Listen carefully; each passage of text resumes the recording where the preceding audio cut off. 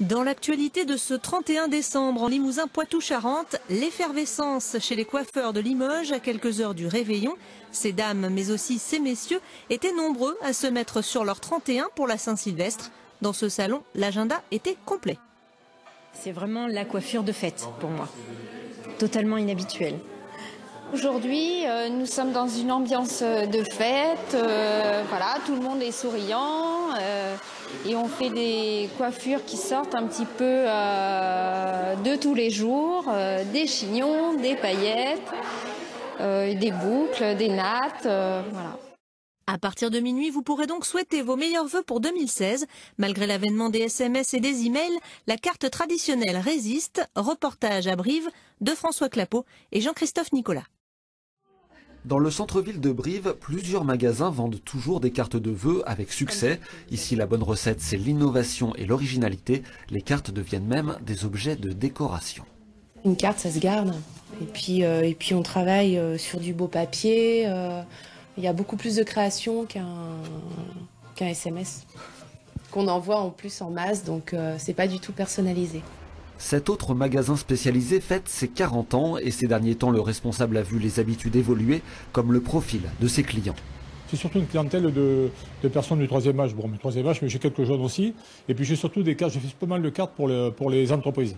Nous sommes maintenant dans une grande surface culturelle. Les ventes de cartes de vœux y sont stables d'année en année. Et désormais, beaucoup de clients veulent aussi personnaliser eux-mêmes leur envoi, comme ce maire d'une commune rurale. Je souhaite reporter sur cette carte de vœux un paysage, une mare communale que l'on a restaurée, qui est superbe. Pour moi, c'est comment dirais-je, plus personnalisé et ça porte plus que Internet. Oui.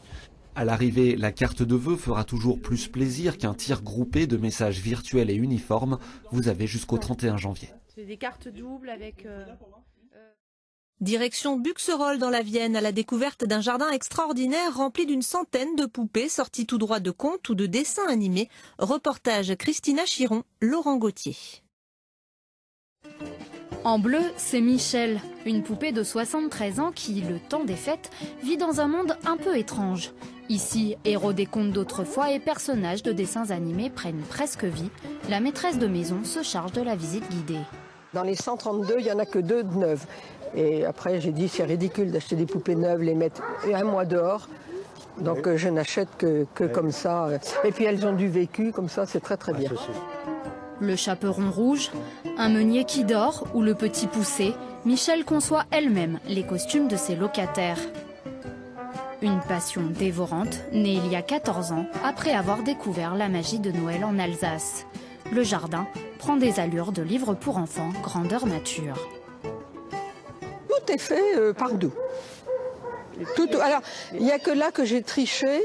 Parce que le lapin crétin, je craignais de ne pas savoir faire. Donc j'ai acheté celui-ci et j'ai fait l'autre.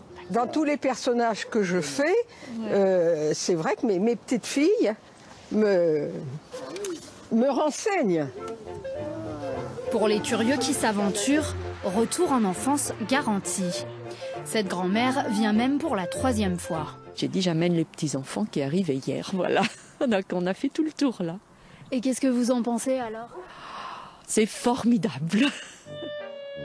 Une plongée dans l'imaginaire possible grâce à un souci du détail, sans oublier aucun personnage. C'est pareil, Pinocchio. Ça fait de l'intergénérationnel. Geppetto, tout ça, oui. Je le connaissais, mais je ne savais pas qu'il y avait un chat et un poisson. C'est petit qui m'a dit. Donc c'est les enfants qui me disent, ben oui, mais mamie... il y a Figaro et Cléo. Et pour ces fêtes de fin d'année, Michel a créé cette carte de France où chaque région vous souhaite une bonne année dans son dialecte. Alors, comme on dit dans le Poitou-Charentes, bonne année et bonne santé. Enfin, avant cette soirée traditionnellement très arrosée, une distribution d'éthylotest a eu lieu cet après-midi dans un centre commercial au sud de Poitiers pour sensibiliser les automobilistes au danger de l'alcool au volant. Soyez particulièrement vigilants ce soir. Les forces de l'ordre annoncent de nombreux contrôles, notamment à partir de 3 h du matin. Les équipes de France 3 Limousin et France 3 Poitou-Charentes vous souhaitent de passer un excellent réveillon.